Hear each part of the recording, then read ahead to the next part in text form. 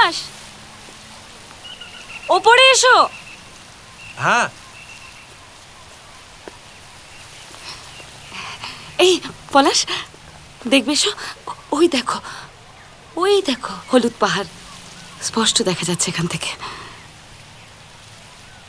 ওই পাহাড়ের তলা দিয়ে যে রাস্তাটা চলে গেছে, ওইদিকে তাকিয়ে আমি ছোটবেলায় চুপচাপ বসে থাকতাম। খালি মনে হতো কেউ একজন আসবে,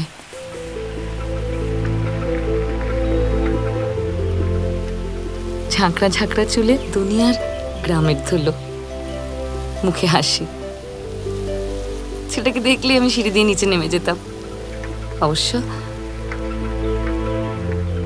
কোনোদিনই আমাদের বাড়িতে আসেনি ছেলেটা। পাহাড়, রাস্তা, এই বাড়িটা কেউ যেন সবটা মুছে দিয়ে চলে গেল। পড়ে রইলাম আমি একদম একলা।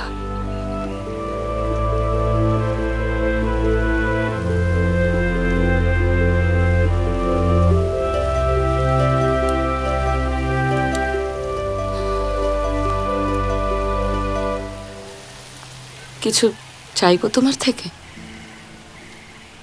তুমি চাকরি খুঁজছিলে না? আমি তোমাকে হেল্প করব। তোমাকে শুধু ভাত হয়ে গেছে, না নামালে পুড়ে যাবে। শোনো, ছাদটা আমার। তোমাদের জামা কাপড়গুলো এখান থেকে তুলে নাও, আর কোনোদিনও এখানে শুকোতে দিও না।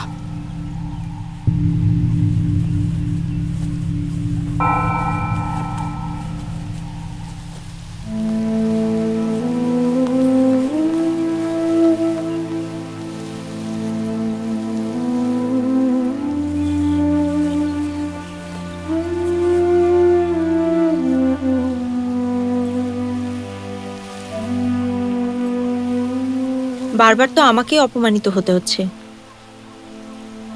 তোমার কি কিছুই বলার নেই?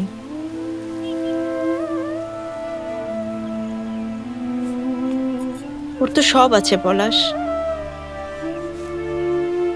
বাড়ি আছে, গাড়ি আছে, বড় চাকরি আছে। এতটুকু সে ছাড়তে পারছে না।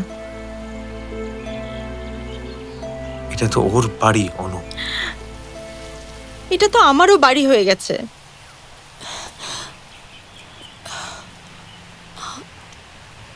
আর ও কিন্তু আরো বেশি কিছু চাইছে, শুধু বাড়ি না।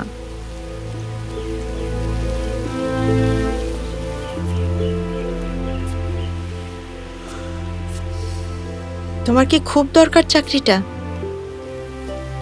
দরকার নয়, খুবই দরকার চাকরিটা অনু। পলাশ, আমার সবকিছুর মধ্যে তুমি জড়িয়ে আছো।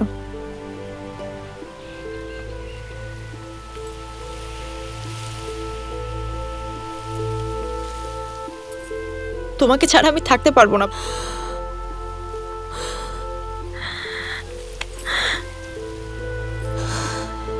আমাকে ছেড়ে যেও না পলাশ,